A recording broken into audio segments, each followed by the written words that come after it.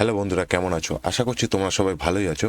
আজকে যে ভিডিওটা রিয়াকশন করতে চলেছি সেটা অযোধ্যা রাম মন্দিরের অক্ষত চালের উপরে তৈরি ভিডিওটা শেষ অবধি দেখবে। দেখে যদি ভালো লাগে তাহলে অবশ্যই লাইক, শেয়ার অ্যান্ড সাবস্ক্রাইব করবে। এবং আমার রিয়াকশনটা তো তোমরা ভিডিওর মাধ্যমে পেয়েই যাচ্ছ, এবং তোমাদের রিয়াকশনটা অবশ্যই কমেন্ট বক্সে জানাবে।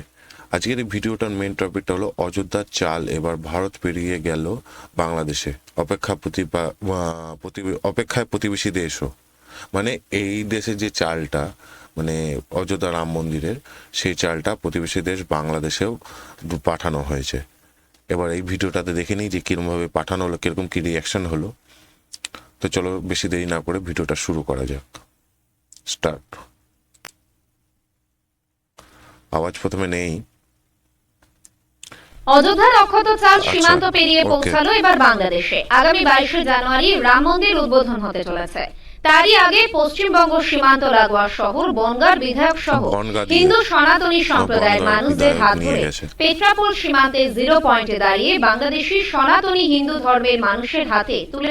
এটা একটা খুব ভালো ব্যাপার যে মানে এই আদান প্রদানটা অন্তত পক্ষে এদিক দিয়ে হচ্ছে, যে একটা একটা সব থেকে বড় জিনিস রাম মন্দির, যেখানটা জয় শ্রীরামের নারা লাগছে, এখানটা বিচ্ছিরি ব্যাপার। অযোধ্যার তো ছাড়ো, পুরো ভারতবর্ষেরই পুরো বিচ্ছিরি ব্যাপার এই রাম মন্দির উদ্বোধনটা নিয়ে। তো সেই জিনিসটা